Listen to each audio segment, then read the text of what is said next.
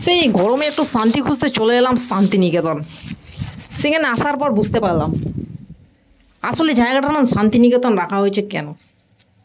চারিদিকে যে সবুজায়ন, এত নিরিবিলি পরিবেশ, এত মনোরম দৃশ্য, তারপর বুঝলাম এই জায়গাটার নাম সত্যি শান্তিনিকেতন কেন। সত্যি এখানে আসলে একটা আলাদাই শান্তি পাওয়া যায়। এই রাস্তার চারিপাশে নানা রকম মূর্তি শিল্প বানানো রয়েছে, যা সত্যি অসাধারণ। এই শিল্পগুলোগুলো সম্পূর্ণ হাতে বানানো, আর এর পেছনে আছে এক একটা আলাদা আলাদা ইতিহাস।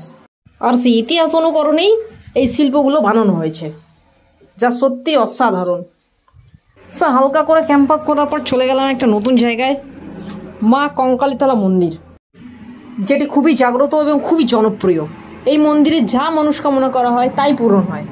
এই মন্দিরের একটা প্রাচীন ঐতিহ্য রয়েছে যেটা খুবই জনপ্রিয়, সেটা হচ্ছে গঙ্গা আরতি। এটা না দেখলে সত্যি মিস করবে। পরদিন চলে গেলাম আমরা আবার ক্যাম্পাসে চারিদিকে ঘোরাঘুরি করতে। তারপর চলে এলাম আমরা সৃজনী শিল্পগ্রাম। এখানে নানা রকম স্টেটের নানা রকম শিল্পকলার আলাদা আলাদাভাবে সাজিয়ে রিপ্রেজেন্ট করা হয়েছে, যেগুলো খুবই অসাধারণ, খুবই সুন্দর।